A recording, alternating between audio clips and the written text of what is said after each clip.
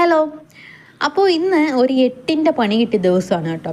8ൻ്റെ പണിയെന്ന് വെച്ചാൽ കണ്ടപ്പോൾ തന്നെ നിങ്ങൾക്ക് മനസ്സിലാക്കണം, മീൻ വെട്ടുകയാണ്. ഈ മീൻ വെട്ടുന്നത് വളരെ എളുപ്പമുള്ള പണിയല്ല എന്ന് എനിക്കറിയാം. പക്ഷേ ആഗ്രഹത്തോടെ വാങ്ങിച്ച കുറച്ച് മീനാണ്. നമ്മുടെ നാട്ടിൽ ഇതിനെ നത്തോലി, ചില നാട്ടിൽ നത്തോലി എന്ന് പറയും, നമ്മുടെ നാട്ടിൽ ഇതിനെ ചൂട എന്നാണ് കേട്ടോ പറയുന്നത്. 8ൻ്റെ പണി എന്താണെന്ന് വെച്ചാൽ 6 മണിക്ക് വെട്ടാനിരുന്ന ഞാനാണ്, പക്ഷേ 7:30 ആയിട്ട് വെട്ടി തീർന്നിട്ടില്ല. വളരെ കുറച്ചേ ഉള്ളൂ മീന്, പക്ഷെ ഈ ഒരു കുഞ്ഞു മീനെ വെട്ടിക്കഴിയാൻ കുറച്ച് ബുദ്ധിമുട്ടാണ് കേട്ടോ.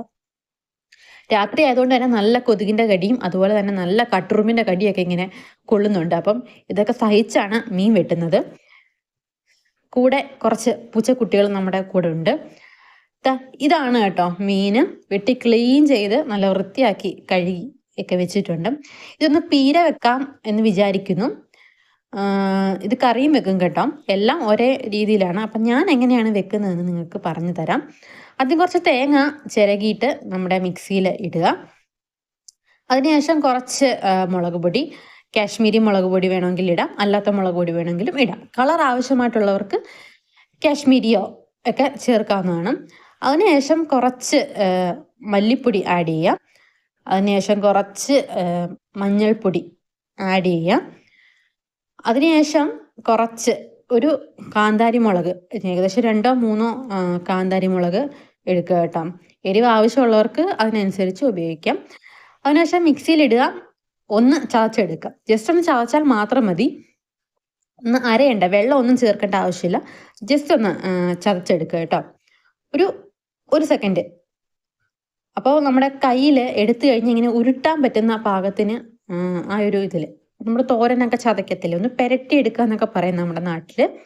ആ ഒരു രീതിയിൽ ഒന്ന് ചതച്ച് വാരി ഒന്ന് എടുക്കാതെ ഈ ഒരു കൺസിസ്റ്റൻസിയിൽ വേണം എടുക്കാൻ വേണ്ടിയിട്ടും. അപ്പം നമ്മുടെ വൃത്തിയാക്കി വെച്ചിരിക്കുന്ന മീനിനകത്തോട്ട് ഈ ഒരു അരപ്പ് ചേർക്കുക. അതിനുശേഷം കുറച്ച് ഉപ്പ് ചേർക്കുക. അതിനുശേഷം കുറച്ച് നമ്മുടെ കൈ കൊണ്ട് ഒന്ന് തിരുമി കൂട്ടി വെക്കുക. ഇത് ഉടന്തല്ലി മുളക് എന്നാണ് കേട്ടോ പറയുന്നത്. ചില നാട്ടിൽ ഉണ്ട മുളകെന്നും പറയും. നല്ല എരിവുള്ള മുളകാണ് കേട്ടോ. നിങ്ങളുടെ എരിവിനനുസരിച്ച് മാത്രം ഉപയോഗിക്കാം. നല്ല വാസന കിട്ടും ഈ ഒരു മുളക് ഉപയോഗിച്ച് കഴിഞ്ഞാൽ. അപ്പോൾ അതിടുക. മെയിൻ ഇൻഗ്രീഡിയൻ്റ് ആയിട്ടുള്ള കുടംപുളി നല്ല കഴുകി വൃത്തിയാക്കി വെച്ചത് അതിലേക്ക് ആഡ് ചെയ്യുക. കറിവേപ്പില ഇടുക. ഒന്നുകൂടെ ഒന്ന് തിരുമി കൂട്ടി ഒന്ന് വെക്കുക. അതിനുശേഷം അടപ്പത്ത് വെക്കുക. കുറച്ച് പച്ച വെളിച്ചെണ്ണ ഒന്ന് തൂക്കി കൊടുക്കണം കേട്ടോ. ഒരു 5-10 മിനിറ്റ് ഒന്ന് ചെറു ഫ്ലെയിമിലിട്ടിട്ട് ഒന്ന് ആവി കയറ്റി വേവിച്ചെടുക്കുക. ഇതിൽ നിന്ന് വെള്ളം ഇറങ്ങും, അതനുസരിച്ചിട്ട് ഇത് വറ്റിച്ച് എടുക്കുക. അപ്പോൾ പീര ആവശ്യമുള്ളവർക്ക് ആ രീതിയിൽ എടുക്കാം.